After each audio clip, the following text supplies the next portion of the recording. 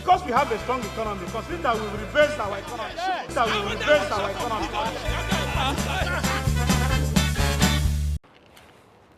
Hello, compliments of the season. Welcome to this special segment of From the House of Representatives. The House of Representatives has passed the 2016 budget estimate to the tune of 6.06 trillion naira, about 17 billion naira less the original figure presented to the National Assembly by President Muhammadu Buhari.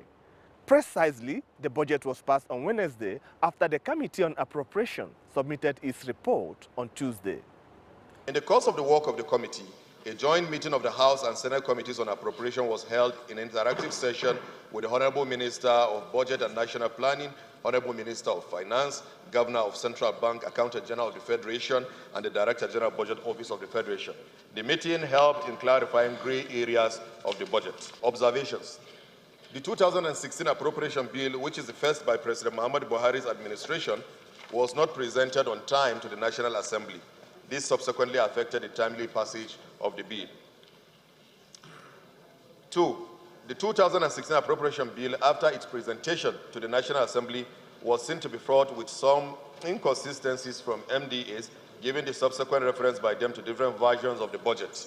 This was also noticed at the level of subcommittees. This is strange and goes against proper budgetary procedures and processes with attendant consequences, attendant implication.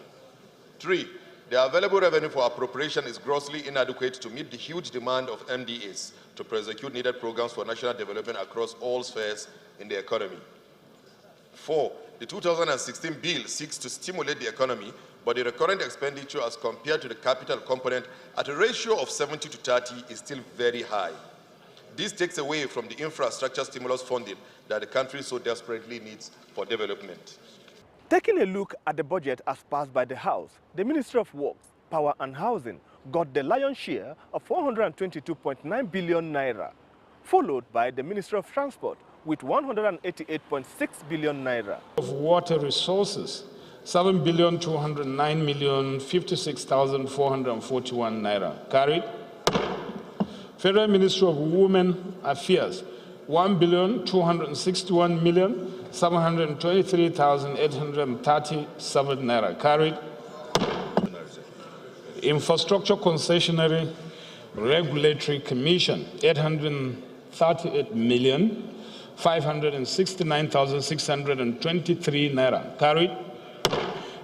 Ministry of Communication Technology, 9,885,909,120 naira. Carried.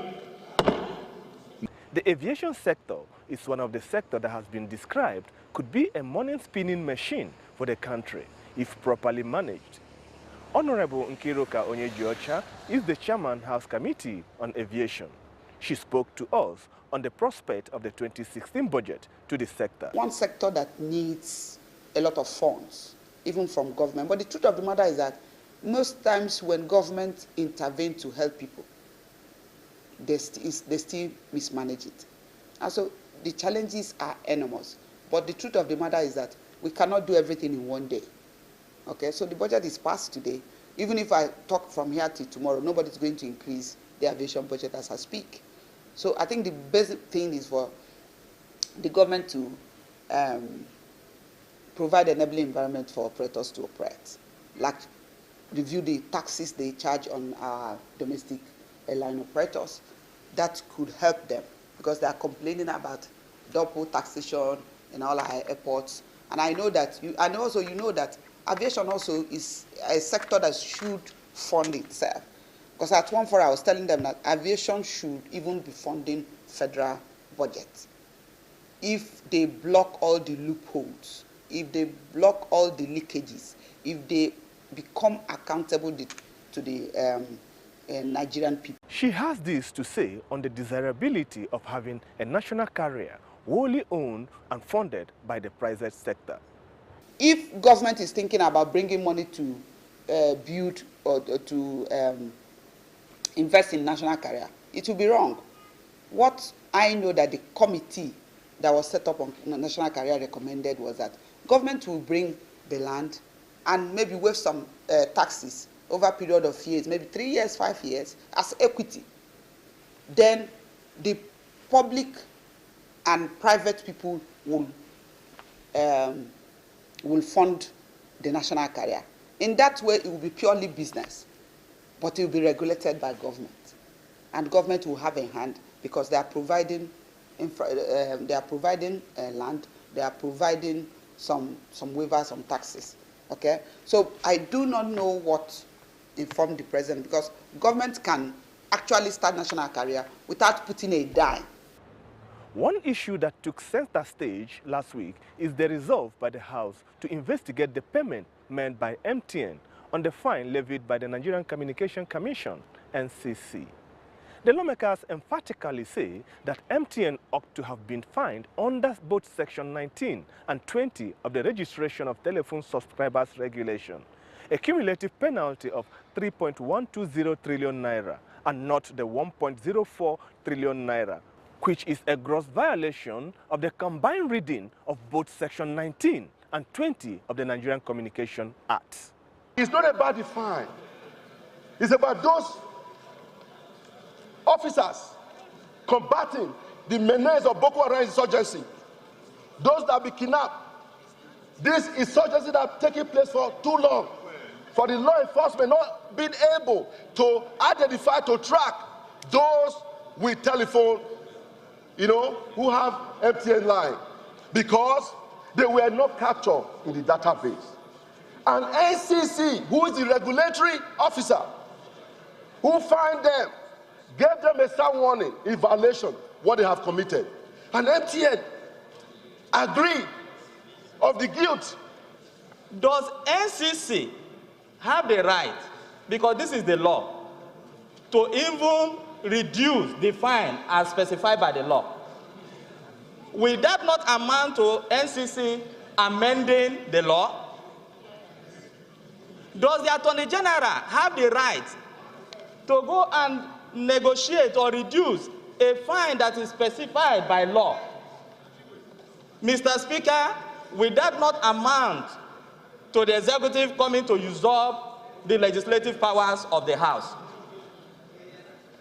These are important questions that deserve answers, and which we believe this investigation will reveal for us to enable us strengthen our laws. Then two is MTN a company registered in Nigeria?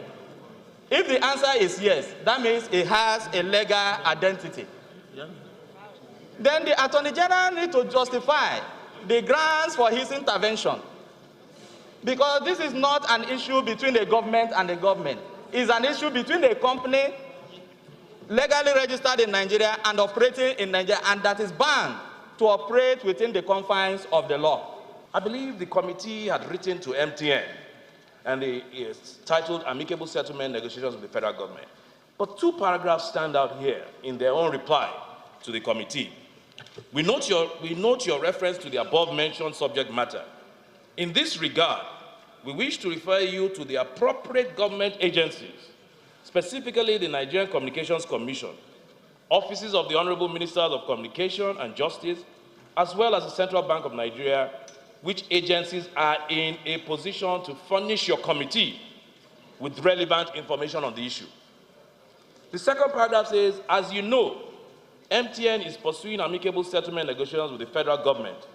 We believe you will understand that processes of this kind require sensitivity and confidentiality on all sides. Accordingly, we are unable to make any further comments about the process at this stage. In other words, MTN has basically poo-pooed the letter of the committee and told them, go and meet those agencies, don't come and talk to us. And that this is a sensitive and secretive affair, so they are keeping that secret from the House. I think we should look very seriously at the contents of and the language of this letter. Can any authority in Nigeria modify that penalty? The legislators are looking into the possibility of whether MTN can be charged with criminal liability for non-compliance with the provisions of the law, which resulted to the death of over 10,000 Nigerians. The death of a serving honorable member, Musa Baba Owana, was announced by the Speaker last week. Musa Baba Owana represented Nasarawa Doto Federal Constituency of Nasarawa State. Honorable Balarabe Salami and Chike Okafor prayed for the repose of the souls of the deceased member. Which such event took place on Thursday, 17 March 2016. واغسله بالثلج والماء والبرد اللهم إن كان محسنا فزد في إحسانه وإن كان مسيئا فتجاوز عنه سيئاته اللهم اغفر لحينا وميتنا وشاهدنا وغائبنا وصغيرنا وكبيرنا اللهم من أحييت. That we know, in you we live, in you we move, in you we have our being. For this loss, Lord, take all the glory. For our country, take all the glory. For our lives, take all the glory. May we never mourn again. May we never have any cause to say, yes, we have had it again, because this shall be the end of death. Are actually those that are of national interest. Bipartisan, he does not believe in party when making his contributions, but a nationalistic approach is always noticed in any contribution he makes on the floor. But he will be particularly missed by his constituents because he has been selfless in terms of projects. And we know that we've lost a gem, somebody who is a peace-loving person, most especially somebody who wants to ensure that there is peace everywhere.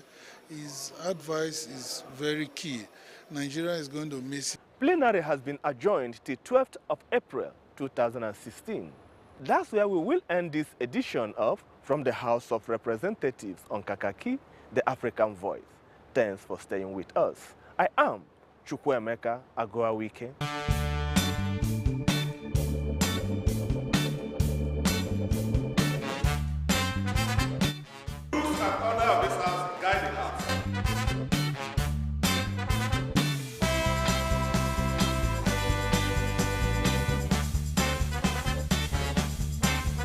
Because we have a strong economy, consider that we will reverse our economy. That we will reverse our economy.